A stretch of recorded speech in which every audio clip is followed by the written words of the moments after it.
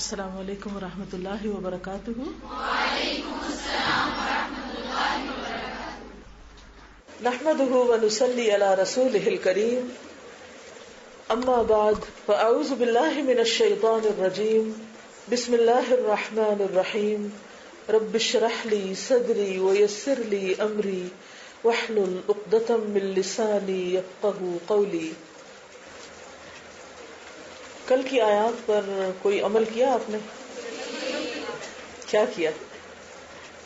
یہ کہیں پر انوائٹڈ تھی اور انہوں نے اس بات کا خیال رکھا کہ ان کی اجازت کے بغیر کچن یا دوسرے بیڈ روم وغیرہ میں نہ جائیں۔ عام طور پر کیا ہوتا ہے کہ صرف تجسس ہوتا ہے کہ اچھا ان کا بیڈ روم سیٹ کیسا ہے، اچھا کچن کیسا ہے، کراکری کیسی ہے۔ خواتین کو چونکہ دنیا کی چیزوں کا عام طور پہ شوق ہوتا ہے تو وہ شوق میں صرف جھانکتے رہتے ہیں ادھر ادھر۔ چلیے الحمدللہ کچھ نہ کچھ سب کو یاد رہا۔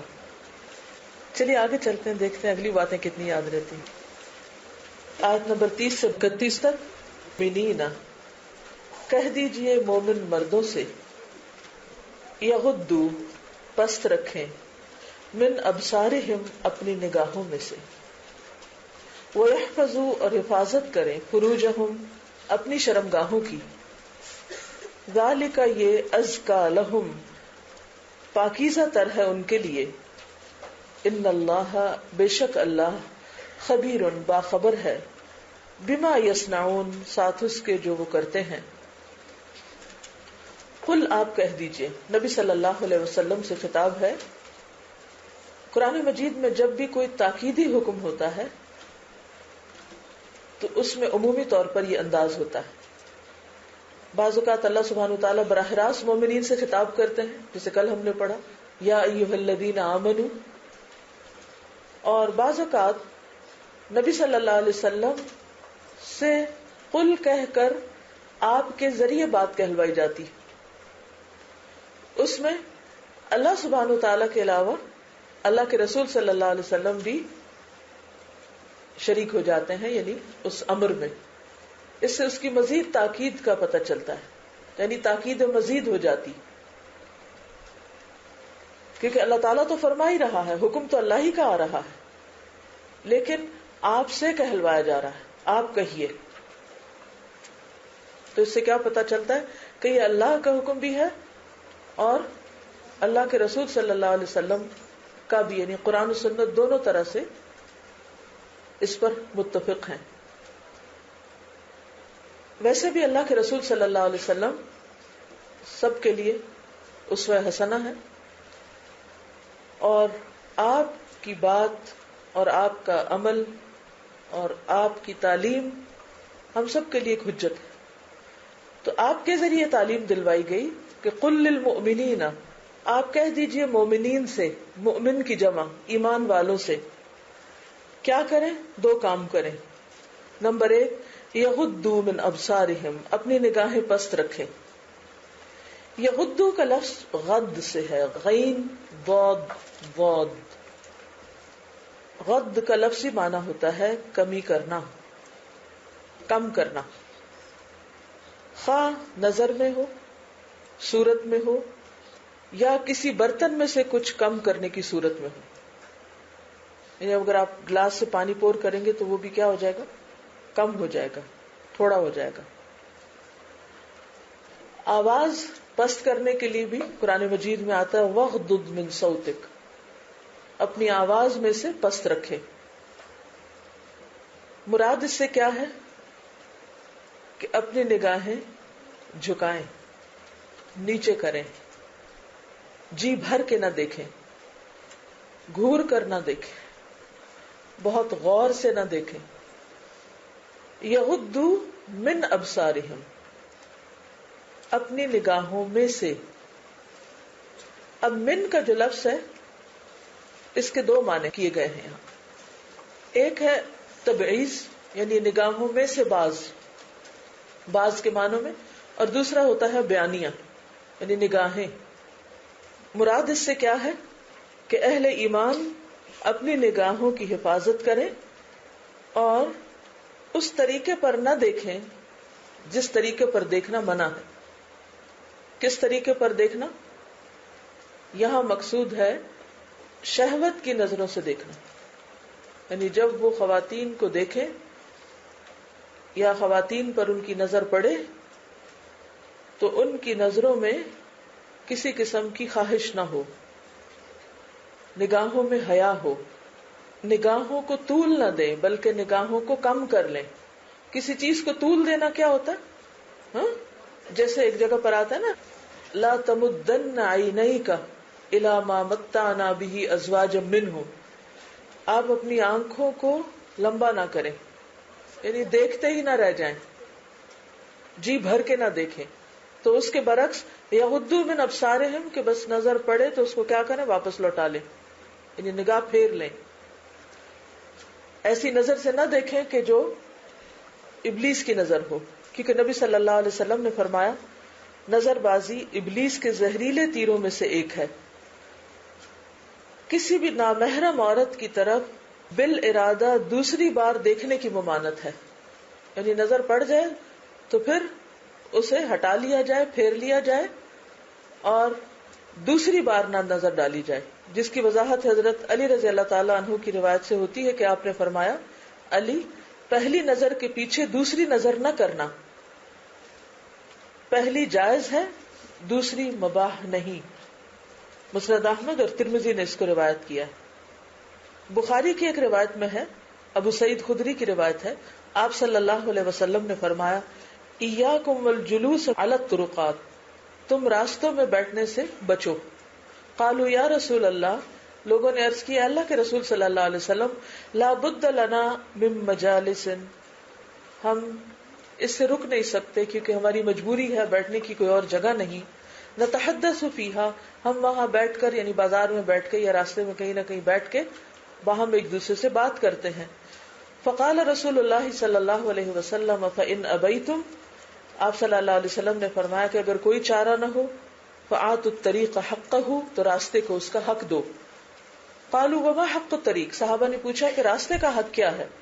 تو آپ نے فرمایا غض البصر، نگاہ پست رکھنا، وکف الاذی، اذیت سے رکے رہنا، ورد السلام، سلام کا جواب دینا، والامر بالمعروف والنہی عن المنکر، امر بالمعروف اور نہی عن المنکر کرنا.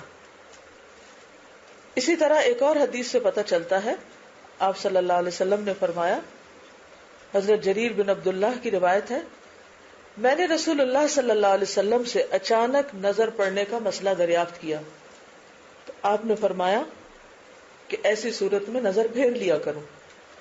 تو اس سے کئی باتیں ہمارے سامنے آ رہی ہیں، ابھی ان کا میں خلاصہ کروں گی، لیکن مقصود یہ ہے کہ اسلامی معاشرے کے اندر جب مرد اور عورت کسی بھی کام کے سلسلے میں، کسی بھی ضرورت میں یا کسی بھی وجہ سے ان کا باہم آمنا سامنا ہو، تو ایسی صورت میں وہ اسلامی ادب آداب کو ملحوظ خاطر رکھے. ایک طریقہ یہ ہو سکتا ہے کہ ایک مرد جب کسی عورت پر نظر ڈالے تو ایسے ہی دیکھے جیسے وہ کسی مرد کی طرف دیکھ رہا ہے، اور دوسرا کیا ہے کہ جب وہ دیکھے تو اسے یہ پتا ہونا چاہیے کہ وہ ایک عورت کی طرف دیکھ رہا ہے، اور عورت کی طرف دیکھنا ایسا بے باکانہ نہیں ہوگا جیسے بلا تکلف کسی مرد کی طرف وہ دیکھ سکتا ہے، یعنی ان دونوں نگاہوں میں فرق ہوگا. دوسری بات یہ ہے کہ صرف بے باکی ہی نہیں بلکہ ان نظروں میں حیا بھی ہو، احترام بھی ہو، اور چونکہ نگاہ کا تعلق دل سے بھی ہوتا ہے، اس لیے جو ہی دل آگاہ کرے کہ کہیں کوئی اٹریکشن محسوس ہو رہی ہے تو انسان فوراً نگاہ پھیر لے. اس میں آپ دیکھیے کہ ہر زبان کے اندر کچھ نہ کچھ ایسے محاورے، ایسے شعر، ایسی چیزیں پائی جاتی ہیں جس میں نگاہ کا تعلق دل سے بتایا جاتا ہے، کیونکہ نگاہ تو صرف ایک آلہ ہے لیکن دوسرے لفظوں میں یہ دل کا دروازہ ہے. کوئی بھی چیز جو ہم آنکھوں سے دیکھتے ہیں وہ ہمارے دل میں اتر جاتی ہے. دل جو ہے اس کو ایمان کے لیے خالص ہونا چاہیے، اس میں سب سے بڑھ کر اللہ کی محبت ہونی چاہیے، اس میں تقویٰ ہونا چاہیے. کوئی بھی ایسی چیز جو کان یا نگاہ کے ذریعے دل تک جائے اور وہاں خلل پیدا کر دے، وہاں ایمان میں کمی کا باعث ہو، یا اس میں ایسی کیفیت پیدا کر دے کہ جس کی وجہ سے انسان کی عبادت کی حلاوت چلی جائے، یا انسان شیطان کا شکار بن جائے. یعنی شیطان کے دروازے ہم نے پڑھے تھے نا اس میں دوائے شافی میں، تو اس میں ایک دروازہ کیا تھا؟ نگاہ کا دروازہ. تو ایسا نہ ہو کہ شیطان اس طریقے سے انسان کے اندر اترنے کی کوشش کرے جس کی وجہ سے اس کے عمل میں اور اس کے تقوی میں خرابی پیدا ہو جائے. اسی لیے ہم دیکھتے ہیں کہ نبی صلی اللہ علیہ وسلم نے فرمایا کہ جو مسلمان کسی عورت کی خوبصورتی پہلی مرتبہ دیکھ کر آنکھ بند کر لیتا ہے، اللہ اس کے لیے عبادت میں احساس حلاوت پیدا کر دیتا ہے. یعنی اللہ تعالیٰ اس کی عبادت میں مٹھاس پیدا کر دیتا ہے، اس کی عبادت میں خشوع و خضوع پیدا ہو جاتا ہے. جو یہ میں بات کر رہی تھی نا کہ نگاہ اور دل کا باہم تعلق ہوتا ہے، تو اس میں انگریزی میں بھی ایک محاورہ ہے کہ what the eyes admire the heart desires. نگاہیں جس چیز کو ایڈمائر کرتی ہیں، پھر صرف وہ نگاہوں تک بات نہیں جاتی بلکہ دل اس کی ڈیزائر کرنے لگتا ہے. پھر دل کیا چاہتا ہے کہ اس چیز کو حاصل کیا جائے. اب اگر ایک مرد کسی عورت کو دیکھ کر ایڈمائر کر رہا ہے، یا وہ عورت اس کے دل میں اتر رہی ہے، تو نتیجہ کیا ہوگا کہ پھر بات یہاں تک نہیں رہے گی. وہ کیا چاہے گا کہ آگے بڑھ کر اس عورت سے تعلق قائم کرے. پھر وہ تعلق بظاہر بعض اوقات بھائی بنانے کا ہوتا ہے یا بہن بنانے کا ہوتا ہے، اور پھر وہ اس سے آگے بڑھتے بڑھتے دوستی کا ہو جاتا ہے، اور پھر کہتے ہیں نہیں یہ تو بڑی پاکیزہ دوستی ہے، اور پھر وہ دوستی جو ہے وہ آگے بڑھ کر کئی اور خرابیوں کا سبب بنتی. پیچھے ہم پڑھ چکے اللہ سبحانہ وتعالیٰ نے فرمایا کہ یا ایھا الذین آمنوا لا تتبعوا خطوات الشیطان، کہ شیطان کے قدموں کی پیروی نہ کرو. تو انہی میں سے ایک قدم یا ایک راستہ یا ایک طریقہ نگاہ کا بھی ہے کہ جس کے ذریعے شیطان انسان کے اندر داخل ہوتا ہے اور انسان کے اندر پھر ایسی خواہشات پیدا کر دیتا ہے کہ جن کو اگر انسان حلال طریقے سے نہ پورا کر سکے تو پھر حرام میں پڑ جانے کا اندیشہ ہوتا ہے. سورت کا آغاز کہاں سے ہوا تھا کہ سورت کے حکم فرض کیے گئے. اب یہاں بھی یہ جو حکم ہے یہ بڑا تاکیدی حکم ہے. ٹھیک ہے. دوسری آیت میں زنا کی بات ہوئی تھی، تو زنا کی روک تھام کے لیے جو متعدد طریقے اختیار کیے گئے ہیں ان میں سے ایک طریقہ یہ بھی ہے کہ نگاہوں کی حفاظت کی جائے. نبی صلی اللہ علیہ وسلم نے آنکھ کا زنا بھی بتایا کہ آنکھ بھی زنا کرتی ہے. اور آنکھ کا زنا کیا ہے؟ شہوانی نظر سے دیکھنا. اور پھر what heart desires، وہ آخری درجہ پھر کیا ہوتا ہے کہ انسان اپنی شرمگاہ کی حفاظت نہیں کر سکتا. اس لیے دوسرا حکم کیا دیا گیا اس آیت میں؟ وَيَحْفَظُوا فُرُوجَهُمْ، اور وہ اپنی شرمگاہوں کی حفاظت کریں. قرآن مجید میں بھی آتا ہے وَالْحَافِظِينَ فُرُوجَهُمْ وَالْحَافِظَاتِ، سورۃ الاحزاب میں، کہ مومن مرد اور عورتیں کون ہیں جو اپنی شرمگاہوں کی حفاظت کرتے ہیں، اپنے ستر کو ڈھانکتے ہیں. سورۃ المومنون میں بھی آتا ہے کہ جنت کے وارث کون ہوں گے؟ والذین هم لفروجہم حافظون، وہ لوگ جو اپنی شرمگاہوں کی حفاظت کرتے ہیں. شرمگاہوں کی حفاظت کا مطلب کیا ہے؟ نمبر 1 اپنا ستر ڈھانکنا، یعنی ان کو چھپا کر رکھنا. اسی لیے ہم دیکھتے ہیں کہ مردوں کا ستر کیا ہے؟ ناف سے گھٹنے تک کا پورا حصہ کوئی مرد کسی مرد کے سامنے اور کسی عورت کے سامنے نہیں کھول سکتا سوائے اپنی بیوی کے. نبی صلی اللہ علیہ وسلم نے فرمایا برہنہ ہونے سے بچو، یعنی ننگے ہونے سے. تمہارے ساتھ ہر وقت ایسی ہستیاں ہیں جو تم سے کسی وقت الگ نہیں ہوتی. وہ کون ہے؟ فرشتے، سوائے رفع حاجت کے اور جماع کے وقت. لہٰذا تم ان سے شرم کرو اور ان کی عزت کرو. آپ صلی اللہ علیہ وسلم نے یہ بھی فرمایا کہ مرد مرد کے ستر کو نہ دیکھے اور نہ عورت عورت کے ستر کو دیکھے. نہ مرد مرد کے ساتھ برہنہ ننگے ایک کپڑے میں لیٹے، یعنی کوئی مرد کسی مرد کے ساتھ ایک کپڑے میں ایک چادر میں ننگے نہ لیٹے، اور نہ عورت عورت کے ساتھ برہنہ ایک کپڑے میں لیٹے. صحیح مسلم کی روایت ہے. عورت کے بھی ستر کی حفاظت اسی طرح ہے، آگے آئے گا تو انشاءاللہ مزید وضاحت ہو جائے گی، جس طرح مردوں کو حکم دیا گیا. نگاہوں کی حفاظت اور شرمگاہ کی حفاظت، یہ دو چیزیں ایسی ہیں کہ جس میں دونوں کے لیے برابر کے احکامات ہیں، مردوں کے لیے بھی اور عورتوں کے لیے بھی. نبی صلی اللہ علیہ وسلم کی ایک اور حدیث کے مطابق کسی زندہ یا مردہ انسان کی ران پر نگاہ ڈالنا منع ہے، یعنی تھائز کو نہیں دیکھ سکتے، صرف زندہ نہیں مردہ بھی. اسی لیے اگر کوئی شخص کسی مردے کو نہلائے تو کیا کرے، اسے بالکل ننگا نہ کر دے، بلکہ چادر ڈال کر، کپڑا ڈال کر اس کے نیچے سے اس کو نہلائے.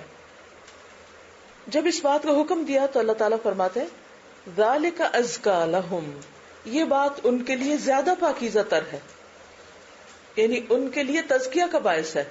کیا؟ نگاہ کی حفاظت اور شرمگاہ کی حفاظت. اور شرمگاہ کی حفاظت میں پہلی چیز تو ستر تھی، اور دوسری چیز زنا سے بچنا، حرام سے بچنا، چاہے وہ زنا ہو، چاہے لواطت ہو، چاہے ویسے ہی ننگے کسی کے ساتھ ٹچ کرے. نبی صلی اللہ علیہ وسلم نے فرمایا تھا کہ جو شخص مجھے دو باتوں کی ضمانت دے میں اسے جنت کی ضمانت دیتا ہوں. اور وہ کیا ہے؟ دونوں جبڑوں کے درمیان کی چیز، یہ ہے نا جبڑے، جوز، ان کے بیچ کی چیز زبان، اور دو ٹانگوں کے درمیان کی چیز یعنی شرمگاہ. تو جو شخص ان دو چیزوں کی حفاظت کرتا ہے، نبی صلی اللہ علیہ وسلم نے فرمایا کہ میں اس کو گارنٹی دیتا ہوں کہ وہ جنت میں جائے گا. تو قل للمؤمنین یغضوا من ابصارہم ویحفظوا فروجہم ذالک ازکا لہم ان اللہ خبیر بما یصنعون، بے شک اللہ خوب باخبر ہے. کس سے؟ اس سے جو وہ کر رہے ہیں، جو بھی وہ کرتے ہیں، ان کے سارے اعمال سے اچھی طرح باخبر ہے. قرآن مجید میں آتا ہے یعلم خائنۃ الاعین وما تخفی الصدور، اللہ نگاہوں کی خیانت بھی جانتا ہے اور جو سینے چھپا کے رکھتے ہیں، یعنی دلوں کے خیالات. اور اسی طرح یہاں پر یصنعون کا لفظ جو ہے یہ خاص طور پر اشارہ ہے کہ لوگ اپنی نگاہوں اور شرمگاہوں سے جو کچھ کرتے ہیں وہ اللہ کو اچھی طرح معلوم ہے، چاہے وہ لوگوں سے کتنے بھی چھپ جائیں، کہیں بھی چلے جائیں، لیکن اللہ کی نگاہ سے نہیں چھپ سکتے. اللہ تعالیٰ کو ان کے اعمال کی پوری پوری خبر ہے. کیا سیکھا؟ اب آپ مجھے بتائیے، دہرائیے اور پھر ہم آگے چلیں گے. غض بصر، کیا معنی ہے غض بصر کا؟ کیا کرنا؟ نظر کی حفاظت کرنا. کیسے حفاظت کرنا؟ نظر کو نیچا رکھنا. نیچا رکھنے سے مراد سر نہیں نیچا کرنا، بلکہ جو دیکھنے کا انداز ہے اس میں حیا رکھنا، یعنی اس کو پست رکھنا، اور نظریں اٹھا اٹھا کر نہ دیکھنا اور گھور گھور کے نہ دیکھنا. جی. اور اگر اتفاقاً نظر پڑ جائے اور کشش معلوم ہونے لگے کہیں تو نگاہ کو فوراً پھیر دیا جائے. اس شخص کی جزا کیا ہے جو ایسا کرے گا؟ اللہ تعالیٰ اس کو ایمان کی حلاوت نصیب کرے گا، اس کی عبادت میں حلاوت ہوگی. تو بنیادی طور پر مردوں کو حکم دیا جا رہا ہے کہ وہ اپنی نگاہوں کی حفاظت کریں، انہیں ان چیزوں کو دیکھنے سے بچائیں جن کو دیکھنے سے اللہ تعالیٰ نے منع فرمایا ہے، جس کو عام طور پر ہم اردو میں کہتے ہیں نظر بازی یا دیدہ بازی. نظر بازی کا لفظ ہے نا، کیا مطلب ہوتا ہے نظر بازی؟ اسٹیئر کرنا، ٹکٹکی باندھنا، یعنی نظروں کو کھلا چھوڑ دینا، جدھر جی چاہے دیکھیں، جو جی چاہے دیکھیں، جب جی چاہے دیکھیں، جتنا چاہے دیکھیں. جی نظروں کے ذریعے میسج کنوے کرنا وہ بھی اس میں آ جائے گا، یا جو بھی کیفیت اس کے ساتھ دیکھیں، یہ ساری چیزیں اس میں آتی ہے. تو اللہ تعالیٰ نے اس چیز سے منع کر دیا ہے. اس میں ایک تو یہ ہے کہ عورت کو دیکھتے وقت، دوسرے ایسی تصویریں، ایسے مناظر، ایسی چیزیں جو انسان کے اندر شہوت پیدا کریں، اس کے ایسے جذبات میں تحریک پیدا کریں. کیونکہ بعض اوقات لوگ عورت تو نہیں دیکھتے مگر عورتوں کی تصویریں دیکھ لیتے ہیں. بہت سی ایسی سائٹس ہیں جن میں فحش تصویریں ہوتی ہیں اور لوگ آرام سے بیٹھ کے دیکھتے ہیں. اس کے بھی بہت برے سائیکولوجیکل ایفیکٹس ہوتے ہیں، بہت برے اثرات ہوتے ہیں. اسی طرح نہ صرف یہ کہ مرد عورت کو نہ دیکھے بلکہ مرد کو بھی ایسی نظر سے نہ دیکھے، کیونکہ جو ہومو سیکشولز ہوتے ہیں وہ بعض اوقات مردوں کو بھی اسی قسم کی نظر سے دیکھتے ہیں، اور جب انہیں اٹریکشن محسوس ہوتی ہے تو ان کے ساتھ پھر برا کام کرتے ہیں. اسی طرح جانوروں کے بھی ایسے پارٹس جو ہیں ان کو دیکھتے وقت بھی اگر کوئی اس قسم کی اکساہٹ ہو تو اس سے بھی بچنا چاہیے. اب چونکہ نظر کا تعلق انسان کے اپنے دل سے ہے تو اس میں باہر کی کوئی قوت آپ کو نہیں بتا سکے گی کہ آپ کی نظر ٹھیک ہے یا نہیں. یہ آپ کا دل آپ کو بتائے گا، آپ کے اندر کا فرقان آپ کو بتائے گا کہ کس چیز کو دیکھنا چاہیے کس کو نہیں. اسی لیے آپ دیکھیے کہ یہاں پر مخصوص نہیں کیا گیا کہ مومن مردوں سے کہیں کہ وہ مومن عورتوں کو یا عورتوں کو نہ دیکھیں، یہ نہیں کہا گیا. یغضوا من ابصارہم میں چاہے وہ عورتوں کو دیکھیں، چاہے وہ مردوں کو دیکھیں، چاہے وہ ینگ لڑکوں کو دیکھیں، چاہے وہ جانوروں کو دیکھیں، چاہے وہ تصویریں دیکھیں، چاہے وہ ایسے مناظر دیکھیں موویز وغیرہ میں، کوئی بھی چیز جس سے انسان کے اندر شہوت ابھرتی ہو، اور خصوصی طور پر اگر انسان سمجھے کہ وہ برائی کی طرف مائل ہو رہا ہے تو اس سے منع کیا گیا ہے. اسی لیے ایک حدیث سے ہمیں یہ بھی پتہ چلتا ہے کہ اگر کوئی مرد کسی عورت کو دیکھتا ہے اور اس کے اندر ایسے کوئی خیالات پیدا ہوتے ہیں، یعنی برے خیالات پیدا ہوتے ہیں، بری نظر، ہم کہتے ہیں نا بری نظر سے دیکھنا، اس نے بری نظر سے دیکھا، برے خیالات پیدا ہوئے، تو نبی صلی اللہ علیہ وسلم نے اس کے لیے کیا علاج تجویز کیا کہ وہ اپنی بیوی کے پاس چلا جائے اور اس سے اپنی خواہش پوری کر لے، کیونکہ جو اس عورت کے پاس ہے وہ اس کی بیوی کے پاس بھی ہے، یعنی اس نے وہاں سے جو تسکین پانی ہے وہ ایک حلال طریقے سے اپنی تسکین کرے. لیکن کہیں پر بھی کسی صورت میں ایسی کوئی اجازت نہیں دی گئی کہ جس سے نظروں کو آوارہ چھوڑ کر معاشرے میں انارکی پھیلائی جائے. اس میں آپ صلی اللہ علیہ وسلم کا عمل بھی ہمیں پتہ چلتا ہے کہ ایک مرتبہ حضرت فضل بن عباس تھے، وہ حج کے موقع پر آپ کے ساتھ تھے، تو اتنے میں ایک خاتون آئی جو آپ سے کوئی مسئلہ پوچھنے لگی. تو وہ ینگ لڑکے تھے، ان کی طرف دیکھنے لگے، تو نبی صلی اللہ علیہ وسلم نے جو ہی محسوس کیا تو آپ نے اپنے ہاتھ سے ان کا چہرہ پھیر دیا. تو بعض اوقات یہ ہے کہ چہرے کو نیچے کر لینا یا منہ پھیر لینا یہ بھی آتا ہے، لیکن یہ ضروری نہیں کہ انسان بھی آنکھیں بند رکھے یا آنکھیں نیچے ہی رکھے کہ وہ سامنے کچھ بھی نہ دیکھے. اصل چیز نگاہوں کو بچانا ہے، کیونکہ یغضوا من ابصارہم کا اگر آپ خلاصہ کریں تو وہ نگاہیں بچانے کا معنی آئے گا. ٹھیک ہے، باقی تو یہ نا لفظی معنی ہے، پس کرنا، چھوٹا کرنا، اور پھر بعض تفصیلی معنی ہے کہ ان کو گھور کے نہ دیکھنا یا ان کی ٹکٹکی نہ باندھنا یا طول نہ دینا. لیکن مقصود کیا ہے، مطلوب کیا ہے کہ کیا کیا جائے؟ نگاہوں کی حفاظت، اور نگاہیں بچائی جائیں. کس چیز سے بچائی جائیں؟ کس چیز سے بچائی جائیں؟ ہر غلط چیز کو دیکھنے سے جس سے انسان کے اندر غلط جذبات پیدا ہو، جو انسان کو حرام کی طرف لے جانے والا. موجم طبرانی کی ایک حدیث ہے، نبی صلی اللہ علیہ وسلم نے فرمایا تم مجھے 6 چیزوں کی ضمانت دو، میں تمہیں جنت کی ضمانت دیتا ہوں. جب تم میں سے کوئی بات کرے تو جھوٹ نہ بولے، وعدہ کرے تو خلاف ورزی نہ کرے، جب اس کے پاس امانت رکھی جائے تو اس میں خیانت نہ کرے، اور اپنی نظر نیچی رکھے. یعنی اپنی نظر نیچی رکھو، اپنی شرمگاہوں کی حفاظت کرو، اپنے ہاتھوں کو روکے رکھو. یہ 6 چیزیں ہیں جن کی اگر کوئی حفاظت کرتا ہے تو اس کے لیے جنت بھی محفوظ ہو جاتی. وَيَحْفَظُوا فُرُوجَهُمْ کا کیا مطلب ہے، کیا معنی ہے؟ نمبر 1، سطر کو ڈھانپ کے رکھے. اور سطر کہاں سے کہاں تک ہے؟ ناپ سے گھٹنے تک، گھٹنے انکلوڈیڈ ہیں. اب آپ دیکھیے کہ بعض اوقات لوگ اتنے ٹائٹ کپڑے پہن لیتے ہیں کہ جس سے پوری شیپ جو ہے وہ ویزیبل ہوتی، تو یہ بھی درست نہیں. یعنی ایسی ٹائٹ جینز پہننا کہ جس میں انسان ننگا ہی ہو رہا ہو پہن کے، تو ایسا لباس بھی درست نہیں. بعض اوقات ہم کہتے ہیں کوئی بات نہیں، لڑکے ہی ہیں. اسی طرح بعض مرد دھوتی اس طرح پہنتے ہیں، لنگی اس طرح پہنتے ہیں کہ وہ جب چلتے ہیں تو ان کے گھٹنے نظر آ رہے ہوتے ہیں یا ان کے گھٹنے کے اوپر تھائز نظر آ رہی ہوتی ہے. تو ایسا لباس بھی نہیں پہننا چاہیے، اس کا بھی لحاظ رکھنا چاہیے. اسی طرح بعض اوقات بچے جینز جب پہنتے ہیں تو وہ کہاں تک جا رہی ہوتی، یہ فیشن ہے نا، اس میں بیلی بٹن بھی نظر آ رہا ہوتا ہے اور پیچھے سے بھی بعض اوقات بہت نیچے تک آ رہی ہوتی ہیں، اس کی بھی اجازت نہیں. یا بعض اوقات شارٹس پہنتے ہیں تو وہ شارٹس کتنی شارٹ ہو جاتی ہیں جس میں گھٹنے ننگے ہو رہے ہوتے ہیں، تو اس کی بھی اجازت نہیں. بعض اوقات ہم کہتے ہیں کہ اچھا بچے چھوٹے ہیں، تو ہوتا یہ ہے کہ چھوٹے ہوتے وقت جب ہم ان کو ایسے لباس کی عادت ڈال دیتے ہیں تو جب وہ بڑے ہوتے ہیں تو پھر ان کو حیا نہیں ہوتی. تو کوشش یہ کرنی چاہیے کہ بچپن سے ہی بچوں کے لباس باحیا ہوں. دوسرا معنی کیا ہے اس کا؟ یحفظوا فروجہم کا، زنا سے پرہیز کریں. اس کے لیے دلیل کیا ہے؟ قرآن مجید کی آیت والذین ہم لفروجہم حافظون اور ولا تقربوا الزنا انہ کان فاحشۃ وساء سبیلا. زنا کے علاوہ اور کیا منع ہے؟